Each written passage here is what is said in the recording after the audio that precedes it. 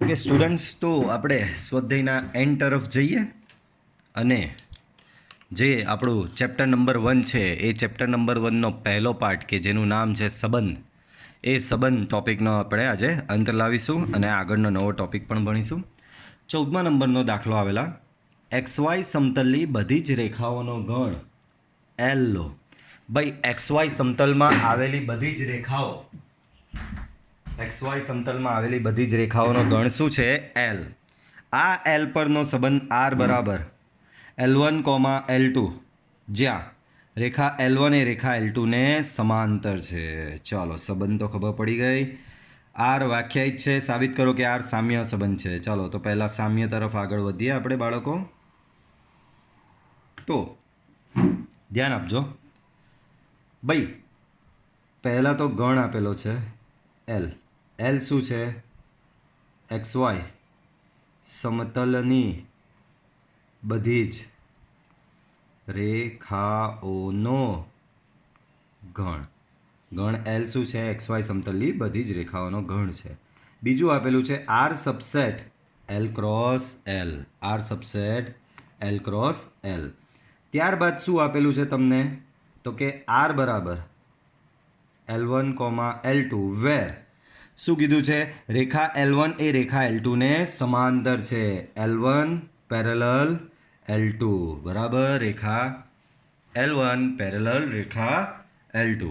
તો સંબંધ આર સામ્ય સંબંધ છે એવું સાબિત કરવાનું છે. બાળકો હેડિંગ મારો, સ્વવાચક માટે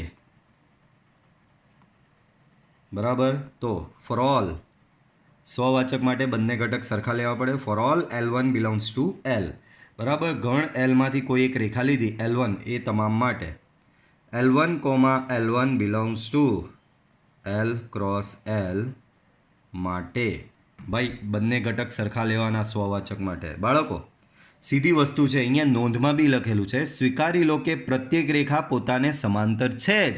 તો અહીંયા L1 એ L1 ને સમાંતર થવાની જ છે બરાબર. L1 સમાંતર L1, that means L1, L1 belongs to R. L1, L1 belongs to શું આવ્યું બાળકો? R આવ્યો. એનો મતલબ આમ R સ્વવાચક સંબંધ છે. આર કેવો સંબંધ છે? સ્વવાચક સંબંધ છે. ચાલો આગળ સંમિત માટે.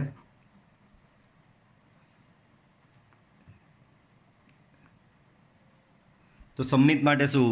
જો ચત્તો હોય તો ઊંધો અંદર હોવો જોઈએ. બાળકો ચત્તાને ધારી લઈએ. ધારો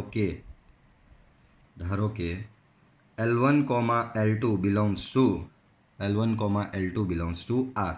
આનો મતલબ શું ખબર? L1 સમાંતર L2. અને જો L1 સમાંતર L2 હોય તો L2 સમાંતર L1 કહી જ શકાય.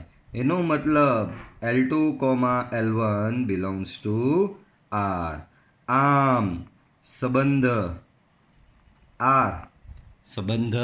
R આપેલ સંબંધ R કેવો થશે બાળકો? આપેલ સંબંધ R સંમિત છે બરાબર. તમારો સંબંધ R કેવો થશે બાળકો? સંમિત સંબંધ થશે બરાબર. નેક્સ્ટ, પરંપરિત માટે.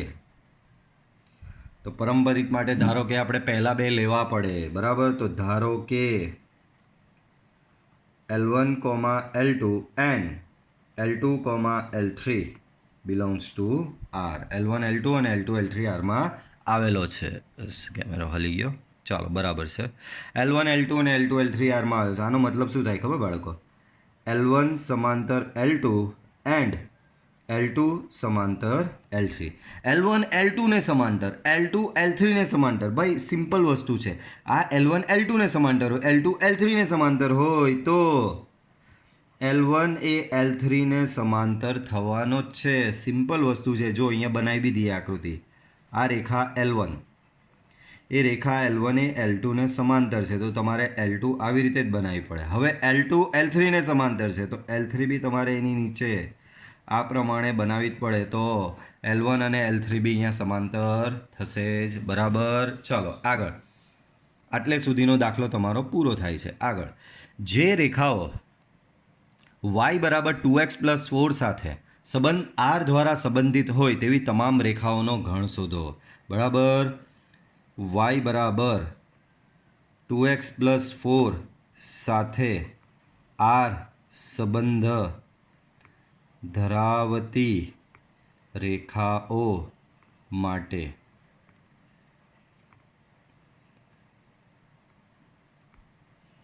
તો બાળકો 11th સ્ટાન્ડર્ડમાં આવેલું હતું કે કોઈપણ રેખાને સમાંતર રેખાનું સમીકરણ કેવું થાય. તો આપણે જાણીએ છીએ કે વાય બરાબર અહીંયા કરવાનું શું છે એ સમજો. આ એક રેખા આપેલી છે તમને વાય બરાબર 2x+4 અને વાય બરાબર 2x+4 સાથે આર સંબંધિત આર દ્વારા સંબંધિત હોય તેવી તમામ રેખાઓ શોધવાની. એનો મતલબ વાય, પાછું બોલું છું, વાય બરાબર 2x+4 સાથે સંબંધ આર ધરાવતી તમામ રેખાઓ. સંબંધ આર શું કહે છે? તો કે રેખા સમાંતર હોવી જોઈએ. એનો મતલબ તમને શું શોધવાનું કીધું છે? વાય બરાબર 2x+4 સાથે સમાંતર જેટલી એ રેખાઓ હોય એ તે તમામ રેખાઓ શોધો.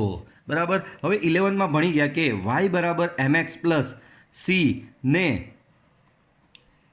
સમાંતર રેખાઓનું સમીકરણ.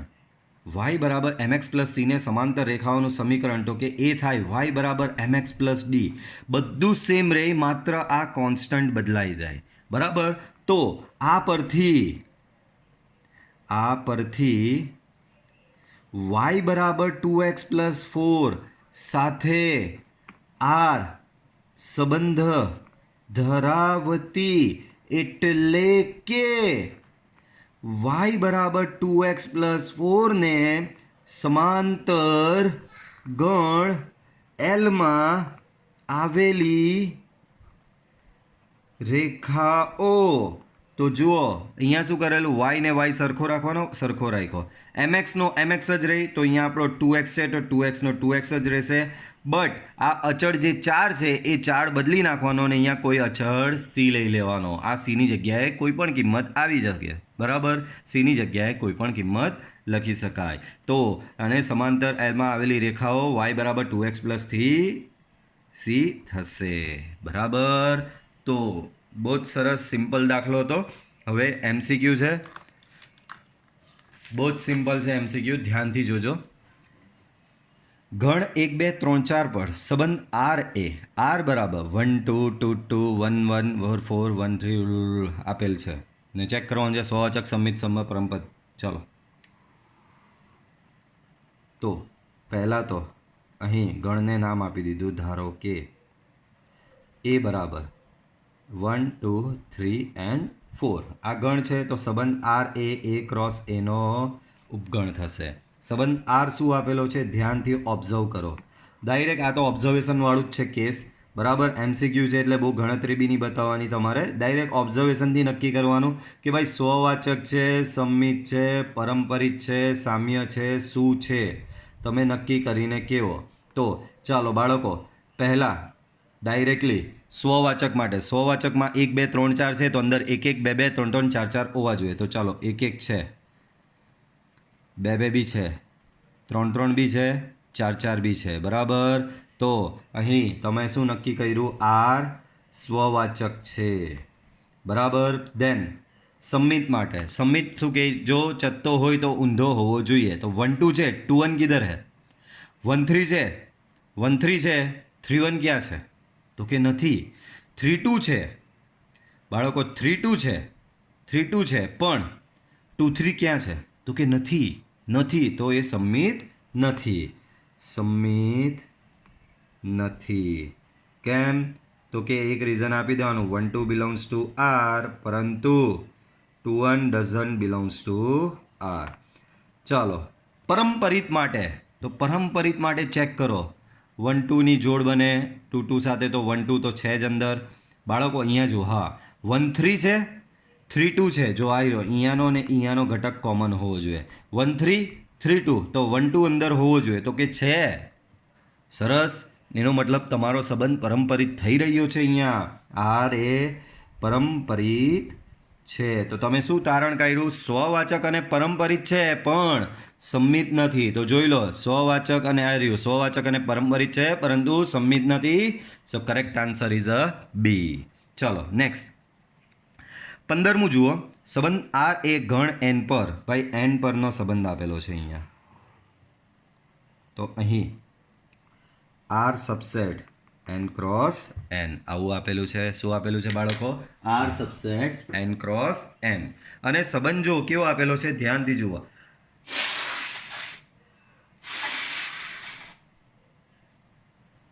સોરી, તો ધ્યાનથી ઓબ્ઝર્વ કરો શું આપેલો છે કે આર બરાબર એવા એ બી કે જેથી એ બરાબર બી -2 અને બી ગ્રેટર ધેન 6, 6 કરતાં મોટો હોવો જોઈએ. બાળકો તો પહેલાં તો ઓપ્શનમાં જ શોધી નાખવાનું. ભાઈ શું કહે છે? બીની કિંમત 6 કરતાં મોટી, 6 પણ નહીં ચાલે. બરાબર, બી ક્યાં છે? બીજો ઘટક છે. બી શું છે? બીજો ઘટક છે અને બીની કિંમત 6 કરતાં મોટી હોવી જોઈએ. તો ઓપ્શનમાં શોધી કાઢો કે બીજો ઘટક 6 કરતાં મોટો કયા કયામાં છે. તો એક આમાં છે, આમાં નથી. જો બીજો ઘટક 4 છે એટલે આ તો જવાબ આવવાનો જ નથી. હા, આમાં બી બીજો ઘટક 6 કરતાં મોટો છે, આ હોઈ શકે અને કાં તો આ હોઈ શકે. બરાબર, આ ત્રણમાંથી કોઈ એક ઓપ્શન હોઈ શકે. ચાલો હવે ટ્રાય કરવાનું. હવે કરવાનું શું છે? એ બરાબર બી -2 થવો જોઈએ. બરાબર, તો આમાંથી ચોખ્ખું દેખાઈ રહ્યું છે કે 8 - 2 બરાબર 6 થાય છે.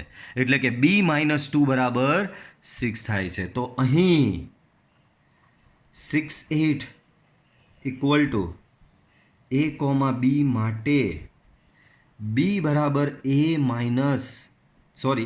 બરાબર બી -2 થાય છે. આ રહ્યું 8 - 6 બરાબર 2 થશે ને. બરાબર, 8 - 2 બરાબર 6 થશે ને. મૂકી દો. બરાબર, તો અહીં બી -2, બી શું છે તમારો? 8 છે, -2 એટલે કે તમારો 6 આવે ને 6 બરાબર શું લખી શકો તમે? એ લખી શકો. તો અહીંયા થાય જ છે એ બરાબર બી -2. ચાલો આગળનું જોઈએ. નેક્સ્ટ તો નેક્સ્ટ શું આપી રહ્યા છે તમને? વિધેય આપેલું છે. ચાલો વિધેય. તો વિધેય કોને કહેવાય? બરાબર, તમારો અહીં ચેપ્ટરનો પહેલો પાર્ટ પૂરો થાય છે જે હતો સંબંધ. હવે ચેપ્ટરનો નેક્સ્ટ પાર્ટ આપણે સ્ટાર્ટ કરીએ છીએ જેનું નામ છે વિધેય. તો ધ્યાનથી ઓબ્ઝર્વ કરો વિધેય કોને કહેવાય. તો સંબંધ પહેલાં તો તમને થોડું રિમાઇન્ડ કરાવી દઉં કે સંબંધ કોને કીધેલો. તમે બાળકો ધ્યાન રાખજો, બે વચ્ચેનો ફરક ખાસ સમજવાનો છે આપણે. સંબંધમાં આપણે શું કીધેલું? તો કે તમારી પાસે બે ગણ છે એ અને બી. પહેલું તો બંને ગણ ખાલી ગણ નથી. A is not equal to 5 and B is not equal to 5. તો એ અને બી તમારી પાસે બે ગણો હતા, બંને ખાલી ગણ નથી. ખાલી ગણ નથી તો તમે એનો એ ક્રોસ બી શોધેલો. એ ક્રોસ બી તમને જે ગણ મળ્યો, આ ગણનો કોઈ પણ ઉપગણ લઈ લો. આ એ ક્રોસ બીનો કોઈ પણ ઉપગણ ધારો કે આર લઈ લો, એટલે કે આર સબસેટ એ ક્રોસ બી કોઈ બી લઈ લો, તો આરને તમે કીધેલો હતો સંબંધ. Quick revision. બરાબર, પાછું રિફ્રેશ કરી દો સંબંધનો કન્સેપ્ટ. તમારી પાસે બે ગણ એ અને બી છે. એ અને બી બંને 5 નથી. બરાબર, તમારી પાસે બે ગણ એ અને બી છે, બંને અરિક્ત ગણ છે. અરિક્ત ગણ એટલે ખાલી ન હોય એવા. A is not equal to 5, B is not equal to 5. તો એ ક્રોસ બી તમે શોધો એટલે એક ગણ મળ્યો. તો આ ગણના કોઈ પણ ઉપગણ આરને તે સંબંધ આર તરીકે ઓળખવામાં આવે છે. એથી આ સંબંધ આરને આ કોઈ પણ ઉપગણ આરને એથી બી પરનો સંબંધ તરીકે ઓળખવામાં આવે છે. પછી એ આર તરીકે તમે 5 બી લેતા હતા, આર તરીકે તમે એ ક્રોસ બી પણ લેતા હતા. જ્યારે આર બરાબર 5 લેવામાં આવે ત્યારે એને ખાલી સંબંધ તરીકે ઓળખવામાં આવે, અને જ્યારે આર બરાબર એ ક્રોસ બી લેવામાં આવે ત્યારે એને સાર્વત્રિક સંબંધ તરીકે ઓળખવામાં આવે છે. આ તમારો ખાલી સંબંધ ને આ તમારો સાર્વત્રિક સંબંધ થશે. બરાબર, તો આ હતું સંબંધ વિશે. બરાબર, હવે વિધેય જોઈએ. વિધેય શું કહે છે? વિધેયમાં બી એવું જ કહે છે. ગણ એ અને ગણ બી માટે ગણ એના પ્રત્યેક ઘટકને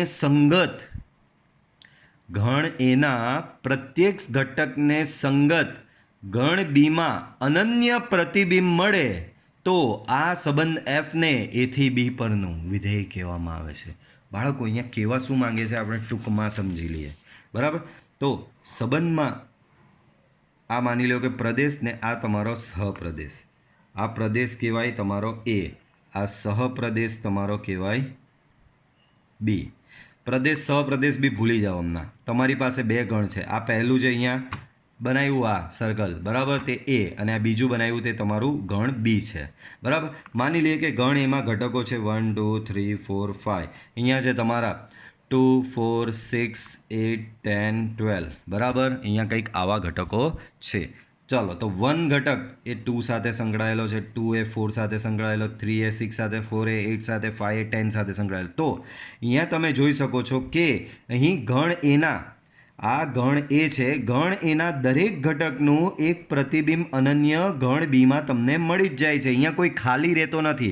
એટલે કે કોઈ ઘટક એવો નથી કે જેમાંથી તીર આવું નથી નીકળતું. આ તીર કહેવાય બરાબર. આ બાજુ કોઈ બી ઘટક એવો નથી કે જેનોમાંથી તીર ન નીકળતું હોય. તો અહીંયાનો દરેકે દરેક ઘટક સામે અનન્ય ઘટકો સાથે સંકળાયેલો જ છે. અહીંયા ભલે વધતા ચાલે, અહીંયા 12 વધી ગયો છે તમારો તો કંઈ નહીં ચાલે, પણ આ બાજુનો દરેક ઘટક સામે અનન્ય એટલે કે એક અને માત્ર એક ઘટક સાથે સંકળાયેલો છે. આ બાજુનો ઘટક સામે અનન્ય પ્રતિબિંબ મળે છે. તો આવા સંબંધને વિધેય તરીકે ઓળખવામાં આવે છે બરાબર. અને આ જે આ બાજુનો ગણ એ છે એને વિધેયનો પ્રદેશ કહેવાય. આ બાજુનો ગણ બી છે એને વિધેયનો સહપ્રદેશ કહેવાય. 11th આવું ઘણું કરેલું આપણે બરાબર. ઇન શોર્ટ, પ્રદેશનો આ ગણ એનો એટલે કે પ્રદેશનો દરેક ઘટક સહપ્રદેશના ઘટક અનન્ય ઘટક સાથે સંકળાયેલો હોય એટલે કે આ એકનું પ્રતિબિંબ બે છે એમ કહેવાય. અહીંયા વર્ડ વાપરેલો છે પ્રતિબિંબ બરાબર. તમે કહેતા હશો સર આ પ્રતિબિંબ એવું તો અમને ફિઝિક્સમાં આવે, મેથ્સમાં ક્યાંથી આવી ગયું પ્રતિબિંબ? વાસ્તવિક ને કાલ્પનિક ને આભાસી ને બધું બરાબર. એવું નથી ભાઈ. પ્રતિબિંબ એટલે શું?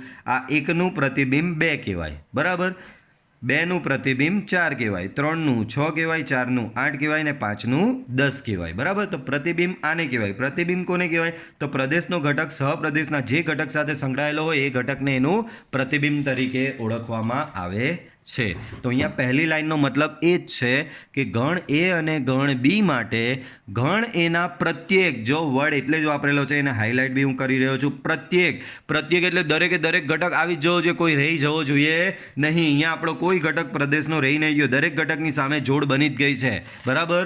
તો પ્રત્યેક ઘટકને સંગત ગણ બીમાં અનન્ય પ્રતિબિંબ મળે, ગણ બીમાં અનન્ય પ્રતિબિંબ મળે તો સંબંધ એફને એ થી બી પરનું વિધેય કહેવામાં આવે છે. અને બીજી રીતે ટેકનિકલી સમજીએ તો જો એ બરાબર 5 ને બી બરાબર 5, આ તો સંબંધમાં બી હતું કે ભાઈ તમારી પાસે જે બે ગણો હોય એ બે ગણો ખાલી ગણ ન હોવા જોઈએ બરાબર. પહેલી તો શરત આ, તમારા બંને ગણો ખાલી ગણ ન હોવા જોઈએ. તો A is not equal to 5, B is not equal to 5 અને F subset A cross B same આના જેવું જ, એફ એ ક્રોસ બીનો સબસેટ છે. અને વધારાનું અગત્યનું આ એફ ઇક્વલ ટુ 5. બાળકો અહીંયા જે સંબંધ આર સબસેટ તમે એ ક્રોસ બી લેતા હતા ને, તો આર ખાલી ગણ હોઈ શકતો હતો, આર એ તમારો ખાલી ગણ હોઈ શકતો હતો, પણ એટલે કે સંબંધ ખાલી હોઈ શકતો હતો પણ વિધેય એફ નેવર ઇક્વલ ટુ 5. આ મેઇન ડિફરન્સ છે સંબંધ અને વિધેયમાં બરાબર. તમારો સંબંધ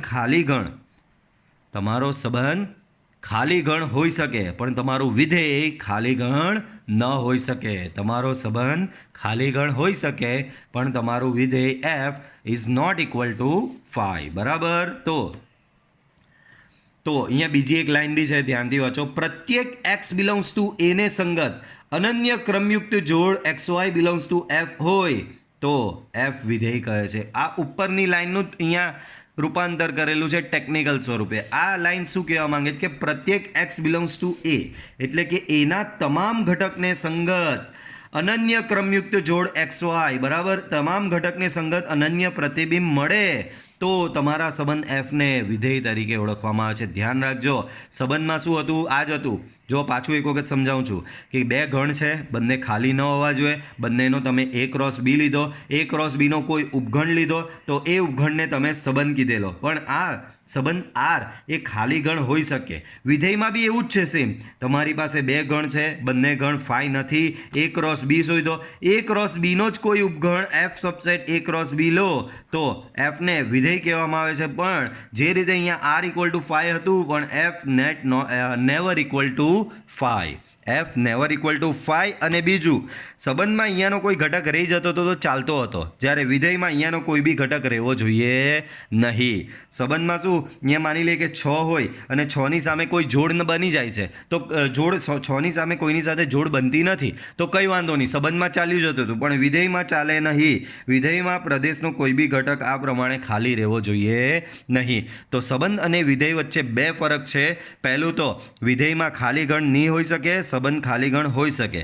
સંબંધમાં અહીંયા પ્રદેશનો કોઈ બી ઘટક ખાલી રહી શકે છે, જ્યારે વિધેયમાં અહીંયાનો કોઈ બી ઘટક ખાલી રહી શકતો નથી. બરાબર, ચાલો આગળ વધીએ. તો એ થી બી પરના વિધેય એફને એફ ફ્રોમ એ ટુ બી લખાય. તો અહીંયા શું કહેવા માંગે છે બાળકો, એ થી બી પરનું જે વિધેય છે, એ થી બી પરનું જે વિધેય છે એ વિધેયને એફ ફ્રોમ એ ટુ બી તરીકે લખાય છે. આ વસ્તુ મેં 11માં બી તમને ઘણી વાર સમજાવી હશે. વિધેયને બહુ જ ધ્યાનથી તમે સમજી લો. આ રીતે લખ્યું એફ ફ્રોમ એ ટુ બી. શું લખ્યું બાળકો? એફ ફ્રોમ એ ટુ બી. અને અહીંયા વિધેયનું કોઈક સૂત્ર એફ ઓફ એક્સ બરાબર કંઈક આપેલું છે, કોઈ બી હોઈ શકે. ચાલો કોઈ લઈ જ લઈએ, x² + 5x - 7. તો બાળકો અહીં જે આ ગણ એ છે, તો ગણ એને એફનો પ્રદેશ કહે છે. ગણ એને એફનો પ્રદેશ કહે છે. અહીં જે ગણ બી છે એ બીને એફનો સહપ્રદેશ કહે છે. બીને વિધેય એફનો સહપ્રદેશ. ગણ એને શું કહેવાય? વિધેય એફનો પ્રદેશ કહેવાય. ગણ બીને શું કહેવાય? વિધેય એફનો સહપ્રદેશ કહેવાય. અને આ એફ જે છે એ તમારું કહેવાય વિધેય. આ એફ વિધેય કહેવાય. એફ ઓફ એક્સ કરીને આ જે આપેલું છે, તો આને જે કહેવામાં આવે છે આને કહેવાય વિધેયનું સૂત્ર. આને શું કહેવાય? વિધેયનું સૂત્ર. બીજું એક ટર્મ આવે છે વિધેયનો વિસ્તાર. વિધેયનો વિસ્તાર. વિધેયના વિસ્તારને તમે આરએફ તરીકે ઓળખો છો. આ બધું 11નું તમને રિવિઝન કરાવી રહ્યો છું. વિધેયનો વિસ્તાર એટલે આરએફ. આરએફ એટલે રેન્જ ઓફ એફ. તો વિધેયનો વિસ્તાર કઈ રીતે મળે? તો કે જ્યારે વિધેયના પ્રદેશની, પ્રદેશ એટલે એક ગણ જ હશે, આ ગણ એ છે, તો વિધેયના પ્રદેશ એટલે કે ગણ એની તમામ કિંમતો તમે એફ ઓફ એક્સ એટલે કે ગણ એની તમામ કિંમતો તમે એફ ઓફ એક્સ એટલે કે વિધેયના સૂત્રમાં મૂકો અને જે તમને નવી કિંમતો મળતી જાય, જેમ કે આમાં 1 મૂકું તો મને કોઈ કિંમત મળશે, જવાબ મળશે. જેમ કે આમાં 2 મૂકું તો મને કોઈ કિંમત મળશે, 3 મૂકું તો કોઈ કિંમત મળશે, 4 મૂકું તો કોઈ કિંમત મળશે. બરાબર. તો તમારા વિધેય એફના પ્રદેશ ગણ એની કોઈ પણ કિંમત તમે એફ ઓફ એક્સમાં મૂકો અને જે નવી કિંમતો મળતી જાય એ નવી કિંમતોનો તમે એક ગણ બનાવી દો, તો એ ગણને કહેવામાં આવે છે બાળકો વિધેયનો વિસ્તાર. એ ગણને શું કહેવામાં આવે છે બાળકો? વિધેયનો વિસ્તાર. પાછું જુઓ, એફ ફ્રોમ એ ટુ બી. ગણ એને વિધેય એફનો પ્રદેશ કહેવાય. ગણ બીને વિધેય એફનો સહપ્રદેશ કહેવાય. એફ એટલે વિધેય. એફ ઓફ એક્સ કરીને આવું જે ઇક્વેશન આપેલું હોય તેને કહેવાય વિધેયનું સૂત્ર. અને જ્યારે પ્રદેશની તમામ કિંમતો, ધ્યાન રાખજો કોઈ બી કિંમત છોડવાની નથી, પ્રદેશની તમામ કિંમતો વિધેયના સૂત્રમાં મૂકવામાં આવે અને જે નવી કિંમતો મળે એ નવી કિંમતોનો તમે એક ગણ બનાવી દો, એને કહેવામાં આવે વિધેયનો વિસ્તાર. અને અહીં વિધેયનો વિસ્તાર always subset or equal to વિધેયનો સહપ્રદેશ હોય. યાદ રાખજો, આ વસ્તુ બી બહુ જ ઇમ્પોર્ટન્ટ છે. ક્યાં તો વિધેયનો વિસ્તાર ઇક્વલ ટુ સહપ્રદેશ હોય, ક્યાં તો વિધેયનો વિસ્તાર એ સહપ્રદેશનો ઉપગણ જ હોય. ધ્યાન રાખજો, વિધેયનો વિસ્તાર આરએફ કહેવાય, રેન્જ ઓફ એફ ઇંગ્લિશમાં કહેવાય એને. બરાબર. તો રેન્જ ઓફ એફ એટલે કે વિધેયનો વિસ્તાર એ સહપ્રદેશનો ઉપગણ હોય, ક્યાં તો range of F equal to સહપ્રદેશ બી હોય જ. બરાબર. તો આ વિધેય વિશે હતું. બરાબર. ચાલો ધ્યાનથી ભણી લીધું હશે એવું માની લઉં છું. ચાલો, તો વિધેયની આખી જે 11thની માયાજાળ હતી એ તો પાછી તમને મેં ક્વિક રિવિઝન કરાવી દીધી. બરાબર. અને હજી એ કોઈને ઈચ્છા હોય કે ભાઈ વિધેય હજી મારે થોડું ડિટેલમાં ભણવું છે, તો મારી યુટ્યુબ ચેનલ પર 11th સ્ટાન્ડર્ડના ચેપ્ટર નંબર 2 સંબંધ અને વિધેયના વિડીયો ઓલરેડી અવેલેબલ જ છે. એમાં વિધેય વિશે પાછું મેં ત્યાં ડીપલી એક્સપ્લેન કરેલું જ છે. તો જેને પાછું થોડું ક્વિક રિવિઝન કરવું હોય તો એ વિડીયો પણ જોઈ શકે છે. બરાબર. ચાલો, હવે અહીં નેક્સ્ટ ટોપિક છે એ છે એક એક વિધેય. નેક્સ્ટ ટોપિક શું છે બાળકો? એક એક વિધેય. તો એક એક વિધેય કોને કહેવાય? તો પ્રદેશના સભ્યોને સહપ્રદેશના અલગ અલગ સભ્યો સાથે સાંકળતા વિધેયને એક એક વિધેય કહે છે. પાછું, પ્રદેશના સભ્યોને, પ્રદેશ એટલે વિધેયનો પ્રદેશ, હમણાં જ થોડી વાર પહેલાં સમજાવ્યું. પ્રદેશ એટલે અહીંયાનો ગણ. તો પ્રદેશના સભ્યોને સહપ્રદેશના સભ્યો સાથે, બરાબર, પ્રદેશના સભ્યોને સહપ્રદેશના અલગ અલગ સભ્યો સાથે સાંકળતા વિધેયને એક એક વિધેય તરીકે ઓળખવામાં આવે છે. પાછું બોલું છું, પ્રદેશના સભ્યોને સહપ્રદેશના અલગ અલગ સભ્યો સાથે સાંકળતા વિધેયને એક એક વિધેય તરીકે ઓળખવામાં આવે છે. બરાબર. હવે એને મેથેમેટિકલી પ્રૂવ કરવું હોય તો મેથેમેટિકલી બી છે રીઝન એમાં. એટલે આ લાઈનનો એક્ઝેક્ટ મતલબ હવે તમને સમજાવો. બાળકો, અહીંયા નીચે ડાયાગ્રામ આપેલો જ છે. તો અહીંયા ડાયાગ્રામમાં તમે જોઈ શકો છો, આ તમારો શું કહેવાય? અહીંયા આ તમારો પ્રદેશ કહેવાય, બરાબર, અને આ તમારો શું કહેવાય? સહપ્રદેશ કહેવાય. તો બાળકો, પ્રદેશના દરેક ઘટક સામે સહપ્રદેશના અલગ અલગ ઘટક સાથે જોડ બનાવે છે. જેમ કે એકની એક સાથે જોડ બની ગઈ, હવે આ એકની બીજા કોઈ સાથે જોડ બનતી નથી. બરાબર, જોઈ લો, 2ની 2 સાથે જોડ બની ગઈ, 3ની 8 સાથે જોડ બની, 5ની 9 સાથે જોડ બની. એનો મતલબ, કહેવાનો મતલબ કે અલગ અલગ સભ્યો સાથે સાંકળે છે. ભાઈ, એવું નથી કે એકની એક સાથે જોડ બની પછી પાછી 2ની બી એક સાથે જ જોડ બને, ના. તો ત્યારે એને એક એક નહીં કહેવાય. એક એક એટલે શું? આવી રીતે એક જ સિંગલ તીર, બરાબર, સામેના કોઈ ઘટક સાથે, સામેના કોઈ બી ઘટકમાં 2 તીર નહીં આવવા જોઈએ. આવું જો દરેક ઘટકમાં અહીંયા સામેના ઘટક જે છે અહીંયા, એટલે કે સહપ્રદેશના જે ઘટક છે, દરેક ઘટકમાં એક એક તીર જ આવે છે. જુઓ, કોઈ ઘટક અહીંયા એવો નથી કે જેમાં 2 તીર આવતા હોય. બરાબર. તો જ્યારે પ્રદેશના દરેક ઘટકને સંગત સહપ્રદેશમાં અનન્ય ઘટક જ સંકળાયેલો હોય, પ્રદેશના દરેક ઘટકને સંગત સહપ્રદેશનો અનન્ય ઘટક જ સંકળાયેલો હોય, તો ત્યારે તેને કહેવામાં આવે છે એક એક વિધેય. ત્યારે તેને શું કહેવામાં આવે છે બાળકો? એક એક વિધેય તરીકે ઓળખવામાં આવે છે. પ્રદેશના સભ્યોને સહપ્રદેશના અલગ અલગ સભ્યો સાથે સાંકળતા વિધેયને એક એક વિધેય તરીકે ઓળખવામાં આવે છે. બરાબર. તો જુઓ, અહીં એને મેથેમેટિકલી, અહીંયા મેં તમને ગ્રાફિકલી બી બતાવી દીધું કે ભાઈ એવું તો નથી કે કોઈ બી ઘટકમાં 2 તીર આવે છે. ભાઈ, દરેક ઘટકમાં એક એક સિંગલ તીર જ આવે છે. આથી આ વિધેય એક એક વિધેય છે. હવે આપણે દાખલા આવશે, બરાબર, આપણે જે આ સ્વાધ્યાય આવશે ત્યારે દાખલા આવશે. દાખલામાં આવું કન્સેપ્ટ, આ મેં તમને કન્સેપ્ચ્યુઅલી સમજાવ્યું કે એક એક કોને કહેવાય. નામ જ છે એક એક. અહીંયાનો એક સામેના એક સાથે જોડાયેલો હોય, અહીંયાનો એક સામેના એક સાથે જ જોડાયેલો હોય, અહીંયાનો આ એક ઘટક સામેના એક સાથે જ જોડાયેલો હોય, તો એને કહેવામાં આવે છે એક એક વિધેય. બરાબર, એને કહેવામાં આવે છે એક એક વિધેય. આ કન્સેપ્ચ્યુઅલી ભણ્યા. હવે મેથેમેટિકલી, એટલે કે દાખલામાં કઈ રીતે એને સાબિત કરવાનું એક એક, તો અહીંયા ધ્યાન આપો. જો f from a to b વિધેય હોય, તો for all x1, x2 belongs to a, એટલે કે પ્રદેશમાંથી મેં 2 ઘટકો લીધા, પ્રદેશમાંથી કોઈ બી 2 ઘટકો મેં લીધા, x1 અને x2. x1 not equal to x2, એનો મતલબ બંને ઘટક અલગ અલગ છે. પ્રદેશના બંને ઘટક અલગ અલગ છે. હવે બંને ઘટકને મેં વિધેયના સૂત્ર fમાં મૂક્યા, તો x1ને હું વિધેયના સૂત્ર fમાં મૂકું તો f ઓફ x1 મળે, x2ને વિધેયના સૂત્ર fમાં મૂકું તો મને મળે f ઓફ x2. પાછું બોલું છું, x1ને વિધેયના સૂત્ર fમાં મૂકો તો f ઓફ x1 મળે, x2ને વિધેયના સૂત્ર fમાં મૂકો તો f ઓફ x2 મળે. અને મને પછીથી એવું ખબર પડી ગઈ કે f of x1 not equal to f of x2. એનો મતલબ x1 અને x2 બંને અલગ હતા. પાછું બોલું છું, x1 અને x2 બંને અલગ હતા. That means x1 not equal to x2, તો તમને મળ્યું f of x1 not equal to f of x2. x1 not equal to x2 હતું, તો તમને મળ્યું f of x1 not equal to f of x2. એનો મતલબ પ્રદેશના બંને ઘટકો તમે એમાં લીધા, x1 અને x2 બિલોંગ્સ ટુ a છે, અને x1 not equal to x2 હતું, અને તમને માલુમ પડ્યું કે f of x1 not equal to f of x2 થાય જ છે, તો ત્યારે આવા વિધેયને એક એક વિધેય તરીકે ઓળખવામાં આવે છે. ધ્યાન આપો.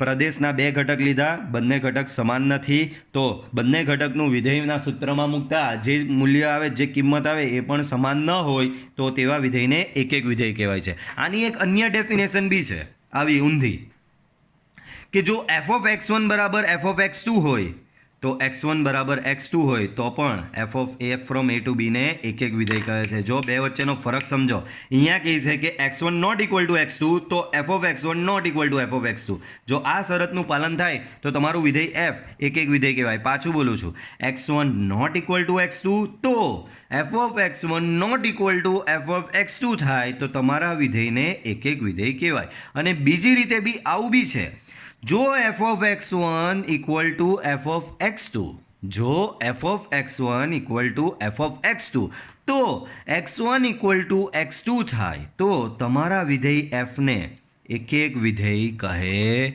છે. આ બંનેનો મતલબ સેમ જ છે. આ શું કહે કે x1 not equal to x2 તો F of x1 not equal to F of x2. આ કહે કે જો F of x1 equal to x2 તો x1 ઇક્વલ ટુ x2. બંનેનો મતલબ એક જ થાય. તો આ બેમાંથી કોઈ બી શરતનું, બંને શરત સેમ જ છે, ખાલી કોમ્પ્લિમેન્ટરી કરેલી છે એકબીજાને, બરાબર, એકબીજાને કોમ્પ્લિમેન્ટ કરે છે, બરાબર. તો આ બંને શરત એક જ છે, બરાબર. તો આમાંની કોઈ બી શરતનું પાલન થઈ જાય એટલે તમારું વિધેય એક એક વિધેય છે એમ કહેવાય. જેમ કે મેં અહીંયા એક ઉદાહરણ આપેલું છે નીચે એક એક વિધેયનું. એફ ફ્રોમ પ્રદેશ તમારો 1 2 3 5 છે, સહપ્રદેશ તમારો 1 2 3 8 9 છે, પ્રદેશ 1 2 3 5 છે, સહપ્રદેશ 1 2 3 8 9 છે. તો અહીંયા આ પ્રદેશ છે, આ તમારો સહપ્રદેશ છે. વિધેય એફ બરાબર તમને આપેલું છે 1 1 2 2 3 8 ને 5 9, એટલે બધી જોડ સંકળાયેલી છે. તો જો 1 1 અહીંયા પ્રદેશમાં મેં પહેલાં લખી દીધા 1 2 3 5 1 2 3 5. સહપ્રદેશમાં બી મેં લખી દીધા 1 2 3 8 9 1 2 3 8 9. પછી શું બધી જોડ બની, એક એકનો મતલબ એક સહપ્રદેશના એક સાથે સંકળાયેલો છે, બે સહપ્રદેશના બે સાથે સંકળાયેલો છે, 3 સહપ્રદેશના 8 સાથે સંકળાયેલો, 5 સહપ્રદેશના 9 સાથે સંકળાયેલો છે. તો અહીંયા તમે જોઈ શકો છો કે ભાઈ સહપ્રદેશમાં કોઈ બી ઘટકમાં બે તીર નહીં આવતા, આગળ મેં સમજાવેલું તેમ અલગ અલગ સંભ્યો સાથે સાંકળે છે, બરાબર. તો અહીંયાથી માની લો કે આ એકમાંથી તીર બી એકમાં ગયું અને બેનું તીર બી એકમાં જાય તો તમારું વિધેય એક એક છે એવું કહેવાય નહીં, બરાબર. અહીંયાના દરેક ઘટકને સામે અલગ અલગ ઘટકો સાથે જ સાંકળવું જોઈએ. પછી ભલે ને અહીંયા અમુક ઘટક રહી જતા ચાલે, અહીંયાના ઘટક રહી જાય તો ચાલે, અહીંયાના ઘટક રહેવા જોઈએ નહીં. અને અહીંયાના કોઈ બી બે ઘટકમાંથી સામે એક ઘટકમાં તીર જવું જોઈએ નહીં. દરેક ઘટકનું તીર અલગ અલગ ઘટકમાં જવું જોઈએ, આટલું યાદ રાખો. તો એને કહેવાય એક એક વિધેય. પાછું બોલું છું, પ્રદેશના દરેક ઘટકનું તીર સામે સહપ્રદેશના અલગ અલગ ઘટકમાં જાય. પ્રદેશના દરેક ઘટકનું તીર સામે સહપ્રદેશના અલગ અલગ ઘટકમાં જાય તો તમારું વિધેય એક એક કહેવાય. અહીંયા લખેલું જ છે, અહીં પ્રદેશના દરેક ઘટકને સંગત સહપ્રદેશમાં અલગ અલગ અનન્ય ઘટક મળતો હોવાથી આપેલ વિધેય એક એક વિધેય છે, બરાબર. અહીંયાના કોઈ બી બે ઘટકમાંથી એક ઘટકમાં તીર જતું નથી, બરાબર. દરેક ઘટકનું તીર અલગ અલગ ઘટકમાં જ જાય છે. આથી આ વિધેય કેવું થશે બાળકો? એક એક વિધેય થશે. ચાલો, તો આપણે હવે ભણ્યા એક એક પરથી સિમ્પલ. અહીંયાનો એક ઘટક સામેના એક ઘટક સાથે સંકળાયેલો છે, એને કહેવાય એક એક. પાછું એક એકનો મતલબ અહીંયાનો એક ઘટક સામેના એક જ ઘટક સાથે સંકળાયેલો છે. આ એક ઘટક એક ઘટક એક ઘટક એક ઘટક એક ઘટક એક ઘટક, બરાબર. હવે નામ છે નેક્સ્ટ જે ભણવાના છે એનું નામ છે બાળકો અનેક એક વિધેય. એનું નામ શું છે બાળકો? અનેક એક વિધેય, બરાબર. એક એક વિધેયની બાળકો શરત બી યાદ રાખો. આયરી x1 not equal to x2 implies that F of x1 not equal to F of x2. એક એકમાં શું હતું? અહીંયાનો એક ઘટક અહીંયાના એક જ ઘટક સાથે સંકળાય છે. હવે અનેક એક, એના પરથી તમને સમજ પડી જ જશે. અનેક અને એક, તો અહીંયાના અનેક ઘટક સામેના એક ઘટક સાથે સંકળાયેલા હોય. જેમ કે અહીંયા 5નું તીર બી 6માં જાય છે, 7નું તીર પણ 6માં જ જાય છે. લે, તો આને કહેવાય અનેક. અહીંયાના અનેક ઘટક સામેના એક ઘટક સાથે સંકળાયેલો છે તો એને કહેવાય અનેક એક વિધેય. તો જુઓ આ રહ્યું, પ્રદેશના એક અથવા વધુ ઘટકોને, બરાબર, એક અથવા વધુ ઘટકોને સહપ્રદેશમાં એક જ પ્રતિબિંબ મળે, બરાબર. સહપ્રદેશમાં અહીંયા એક અથવા વધુ કરતાં બે અથવા વધુ લખીએ તો વધારે મેચ થશે. પ્રદેશના બે અથવા વધુ ઘટકોને સહપ્રદેશમાં એક જ પ્રતિબિંબ મળે તો તેવા વિધેયને અનેક એક વિધેય કહેવાય. તો અહીંયા બે ઘટક છે, 5 અને 7ને સામે એક જ પ્રતિબિંબ 6 મળે છે. તો આ વિધેય તમારું કેવું વિધેય થયું? અનેક એક વિધેય થયું. પાછું સમજો, પ્રદેશના બે અથવા વધુ ઘટકોને સહપ્રદેશમાં એક જ પ્રતિબિંબ મળે તો તેવા વિધેયને અનેક એક વિધેય કહે છે. બરાબર, તેવા વિધેયને શું કહે છે બાળકો? અનેક એક વિધેય કહે છે. બરાબર, પ્રદેશના બે અથવા વધુ ઘટકોને આયરા બે અથવા વધુ, અહીંયા બે ઘટક છે તો આ બે ઘટકને સામે એક જ પ્રતિબિંબ 6 મળેલું છે. તો આવા વિધેયને કહેવામાં આવે છે અનેક એક વિધેય. બરાબર, ચાલો આગળ વધીએ. તો ધારો કે એફ ફ્રોમ એ ટુ બી વિધેય છે. એફ ફ્રોમ એ ટુ બી શું છે? વિધેય છે. તો જો કોઈક x1, x2 બિલોંગ્સ ટુ એ માટે, x1, x2 બિલોંગ્સ ટુ એ માટે, બરાબર, આગળ જુઓ, એક એકની શરત શું હતી? x1 not equal to x2 તો F of x1 not equal to F of x2. જો x1 not equal to x2 તો F of x1 not equal to F of x2. આવું હતું. તો અહીંયા અનેક એકની શરત શું છે? જો x1 not equal to x2, જો x1 not equal to x2 તો F of x1 equal to F of x2. તો F of x1 equal to F of x2. તો એફ ફ્રોમ એ ટુ બીને અનેક એક વિધેય કહે છે. એફ ફ્રોમ એ ટુ બીને શું કહે છે? અનેક એક વિધેય કહે છે. ચાલો નીચે જુઓ, એક ઉદાહરણ આપેલું છે. તો એફ ફ્રોમ 1, 3, 5, 7, 9 આ એનો પ્રદેશ, આ એનો સહપ્રદેશ 2, 4, 6, 8, 10. હવે અહીંયા 1ની 2 સાથે જોડ છે તો 1ની 2 સાથે જોડ, 3ની 4 સાથેની જોડ, 3ની 4 સાથેની જોડ, 5ની 6 સાથેની જોડ, 5ની 6 સાથેની જોડ, 7ની 6 સાથેની જોડ, 7ની બી 6 સાથેની જોડ અને 9ની 10 સાથેની જોડ. તો અહીંયા સ્પષ્ટ દેખાઈ રહ્યું છે કે તમારા પ્રદેશના બે ઘટકને સામે એક જ પ્રતિબિંબ મળી રહ્યું છે 6. 5 અને 7 બંનેમાંનું તીર સામે 6માં જાય છે તો અહીંયાના અનેક, અહીંયાનો એક. બરાબર, તો આવા વિધેયને કહેવાય છે અનેક એક વિધેય. અહીંયા રીઝન બી લખેલું જ છે. અહીં પ્રદેશના બે ઘટકો 5 અને 7ને અનન્ય પ્રતિબિંબ 6 મળે છે. આમ એફ એ અનેક એક વિધેય છે. ચાલો આગળ જોઈએ. તો આગળ હવે છે વ્યાપ્ત વિધેય આવે છે. પહેલાં આપણે સાદું વિધેય ભણ્યા, પછી આપણે ભણ્યા એક એક વિધેય, પછી આપણે ભણ્યા અનેક એક વિધેય. હવે આવી રહ્યું છે વ્યાપ્ત વિધેય. તો વ્યાપ્ત વિધેય કોને કહેવાય? જો એફ ફ્રોમ એ ટુ બીનો વિસ્તાર તથા તેનો સહપ્રદેશ બી સમાન ગણ હોય તો એફને વ્યાપ્ત વિધેય કહેવાય. બાળકો થોડી વાર પહેલાં જ મેં વિસ્તાર વિશે માહિતી આપેલી, પાછું જુઓ, સમજો. વિધેય એફ ફ્રોમ એ ટુ બી હોય એને વિધેય એફનો પ્રદેશ કહેવાય, બીને વિધેય એફનો સહપ્રદેશ કહેવાય. એફ ઓફ એક્સ બરાબર જે આ આપેલું છે એને કહેવાય વિધેયનું સૂત્ર.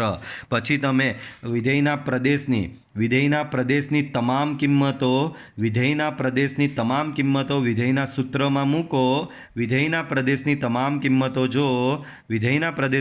કિંમતો વિધેયના સૂત્રમાં મૂકો અને જે નવી કિંમતો મળે એ નવી કિંમતોનો તમે ગણ બનાવો, એને કહેવાય વિધેયનો વિસ્તાર, રેન્જ ઓફ એફ. અને જો તમારો વિધેયનો વિસ્તાર range of F equal to B એટલે કે સહપ્રદેશ હોય તો તમારા વિધેયને કેવું વિધેય કહેવામાં આવે છે? વ્યાપ્ત વિધેય કહેવામાં આવે છે. આ વ્યાખ્યા જુઓ. વિધેય એફ ફ્રોમ એ ટુ બી હતું તો વિધેય એફ ફ્રોમ એ ટુ બીનો હું વિસ્તાર શોધું તો એનો વિસ્તાર તેના સહપ્રદેશ જેટલો જ થાય, એટલે કે વિસ્તાર આરએફ ઇક્વલ ટુ બી થાય તો વિધેય એફને વ્યાપ્ત વિધેય તરીકે ઓળખવામાં આવે છે. વિધેય એફને કેવું વિધેય તરીકે ઓળખવામાં આવે છે? વ્યાપ્ત વિધેય કહેવામાં છે. તો નીચે જો ટૂંકમાં લાઈન લખી દીધી છે.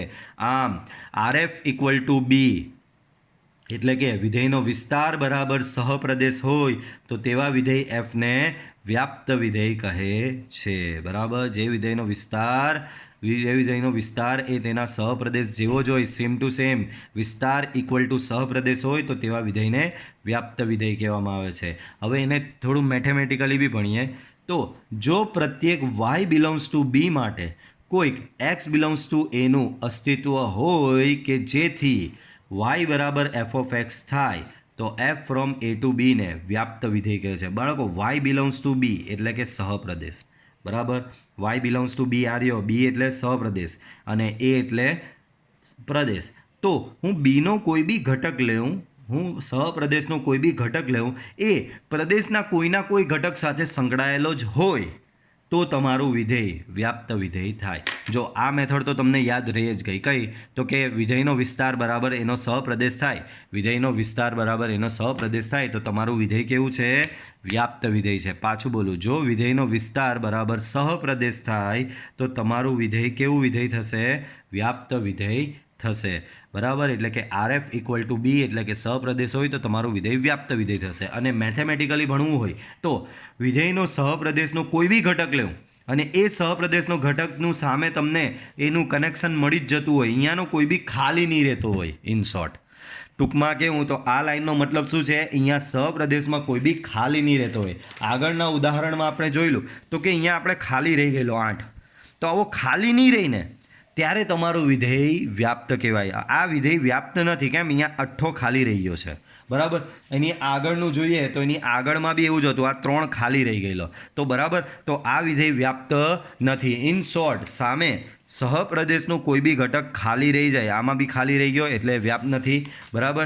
આમાં જુઓ તો સામેનો કોઈ બી ઘટક ખાલી રહેતો નહીં, દરેક ઘટકમાં કોઈને કોઈ તીર કનેક્ટ થાય જ છે. તો ત્યારે આવા વિધેયને કહેવામાં આવે છે બાળકો વ્યાપ્ત વિધેય. આવા વિધેયને શું કહેવામાં આવે છે? વ્યાપ્ત વિધેય તરીકે ઓળખવામાં આવે છે.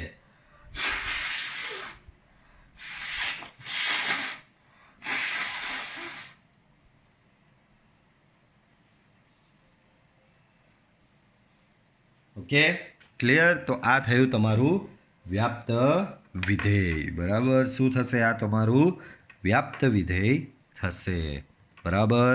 તો અહીંયા બી જુઓ, પ્રદેશનો અહીંયા કોઈ બી સહપ્રદેશનો ઘટક રહી નહીં જતો હતો. અહીંયા 2 ને સંગત સામે 1 મળે છે, 4 ને સંગત સામે 2 અને 3 2 મળે, ભલે ને 4 સાથે જોડતો થઈને. 6 ને સંગત બી સામે 2 જણ મળે છે, 8 ને સંગત બી સામે 1 જણ. મતલબમાં અહીંયાનો કોઈ બી ખાલી રહેતો નથી. તો અહીંયાનો કોઈ બી ખાલી ન રહે તો તમારા વિધેયને કહેવામાં આવે છે વ્યાપ્ત વિધેય. અહીંયાનો કોઈ બી ઘટક ખાલી ન રહે તો એ વિધેયને કહેવામાં આવે છે વ્યાપ્ત વિધેય. બાળકો, અહીંયા વિધેયનો વિસ્તાર શોધવાનો, આ તમને ટૂંકમાં સમજાવી દઉં. વિધેયનો વિસ્તાર શું? તો અહીંયા જે આ ગણ F આપેલો હોય ને એના બીજા જે ઘટકો છે ને બધા, એ બીજા ઘટકો લઈને એનો ગણ બનાવી દેવાનો અને કોઈ ઘટકનું પુનરાવર્તન કરવાનું નહીં, બરાબર. આ જે તમને ગણ F આપેલો છે એમાં જેટલી એ ક્રમયુક્ત જોડ છે એ ક્રમયુક્ત જોડના બીજા ઘટકો જે છે એને લઈને એક ગણ બનાવી દો અને કોઈ બી ઘટકનું પુનરાવર્તન કરતા નહીં. તો ધારો કે અહીંયા પહેલો આવે છે 2 તો 2 લખી દીધો, પછી આવે છે 4 લખી દીધો, પાછો 4 આવે છે તો પુનરાવર્તન કરવાનું નહીં, પછી આવે છે 6 લખી દીધો, પછી આવે છે 8 તો કે 8 બી લખી દીધો. તો બાળકો RF બરાબર તમને મળ્યો 2 4 6 8, પણ આ સહપ્રદેશ જ છે તમારો, વિચ ઇઝ ઇક્વલ ટુ સહપ્રદેશ. સહપ્રદેશ જોઈ લો, 2 4 6 8 જ છે. આ રહ્યો 2 4 6 8 સહપ્રદેશ, બરાબર. તો અહીં તમારું શું સાબિત થયું? વિધેયનો વિસ્તાર બરાબર સહપ્રદેશ હોવાથી આપેલ વિધેય કેવું થશે? વ્યાપ્ત વિધેય થશે. તમારું આપેલ વિધેય કેવું થશે? વ્યાપ્ત વિધેય થશે. પછી છે અવ્યાપ્ત વિધેય. તો કે વ્યાપ્ત ન હોય એવા વિધેયને અવ્યાપ્ત કહેવાય. ઇન શોર્ટ, અહીંયા કોઈ બી ખાલી રહી જાય, જેમ કે આગળ જોયેલું, અહીંયા કોઈ બી ખાલી રહી જાય તો તમારું વિધેય વ્યાપ્ત નથી. અને બીજી રીતે ટેકનિકલી કહીએ તો RF નોટ ઇક્વલ ટુ સહપ્રદેશ હોય, એટલે કે વિધેયનો વિસ્તાર નોટ ઇક્વલ ટુ વિધેયનો સહપ્રદેશ હોય તો તમારું વિધેય અવ્યાપ્ત કહેવાય. હવે થોડું પાછું ટેકનિકલી જોઈએ. F from A to B વિધેય છે. કોઈક y બિલોંગ્સ ટુ બી એટલે કે કોઈ સહપ્રદેશનો ઘટક એવો મળે કે જેને સંગત કોઈ બી x બિલોંગ્સ ટુ a નહીં મળે, એટલે કે અહીંયાનો ઘટક કોઈ એવો મળે કે જેમાંથી સામેથી કોઈ તીર આવતું ન હોય, એટલે કે અહીંયાના ઘટકને સંગત સામે કોઈ બી ઘટક ન મળે તો ત્યારે તમારા વિધેયને શું કહેવામાં આવે છે? અવ્યાપ્ત વિધેય તરીકે ઓળખવામાં આવે છે. વિધેય કેવું થશે તમારું? અવ્યાપ્ત વિધેય તરીકે ઓળખવામાં આવશે. ક્લિયર બધાને વ્યાપ્ત અને અવ્યાપ્ત વિશે બરાબર. વિધેય વ્યાપ્ત ન હોય એટલે કે અહીંયાનો ઘટક કોઈ બી ખાલી રહી જતો હોય તો તેવા વિધેયને અવ્યાપ્ત વિધેય તરીકે ઓળખવામાં આવે છે. અહીંયા જો અવ્યાપ્તનું એક ઉદાહરણ આપેલું જ છે, અહીંયા જો મેં રીઝન લખેલું જ છે. આમ જો વિધેય એફ માટે વિસ્તાર RF નોટ ઇક્વલ ટુ સહપ્રદેશ હોય, વિસ્તાર RF નોટ ઇક્વલ ટુ સહપ્રદેશ હોય તો તેવા વિધેય એફને અવ્યાપ્ત વિધેય કહે છે. તેવા વિધેય એફને શું કહેવાય? અવ્યાપ્ત વિધેય કહેવાય. અહીંયા ઉદાહરણ આપેલું છે એફ ફ્રોમ આ ટુ આ, અને નીચે તમારો એફ કંઈક આવો લીધેલો છે. અહીંયા જો 1ની 2 સાથે જોડ, 3ની 4 સાથે, 5ની 6 સાથે, 7ની 8 સાથે, 9ની બી 8 સાથે, પણ અહીંયા 10 એકલો અટુલો રહી ગયો છે. બરાબર. હું આનો વિસ્તાર લખું, વિસ્તાર કેવી રીતે હમણાં જ મેં ભણાવેલું કે દરેક જે તમારો આ એફ છે એમાં જેટલી એ ક્રમયુક્ત જોડ છે એ ક્રમયુક્ત જોડના બીજા ઘટકો તમે એક ગણમાં લખી દો. જેમ કે અહીંયાનો 2, અહીંયાનો 4, અહીંયાનો 6 અને અહીંયાનો 8. તો 2, 4, 6, 8 તમે આમાં લખી દીધા RFમાં, અને એ તમારો સહપ્રદેશને સમાન નથી. સહપ્રદેશ શું છે? 2, 4, 6, 8, 10 which is not equal to 2, 4, 6, 8, 10. બરાબર. તો અહીં RF નોટ ઇક્વલ ટુ સહપ્રદેશ છે, અહીં RF નોટ ઇક્વલ ટુ સહપ્રદેશ છે. આથી તમારું વિધેય અવ્યાપ્ત વિધેય છે. તમારું વિધેય કેવું છે? અવ્યાપ્ત વિધેય છે. તો આપણે આ વિડીયો લેક્ચરમાં આટલે સુધી રાખશું. વિડીયો પસંદ આવ્યો હોય તો વિડીયોને લાઇક કરજો. મળીશું પાછા આપણે નેક્સ્ટ વિડીયો લેક્ચરમાં. Till then by.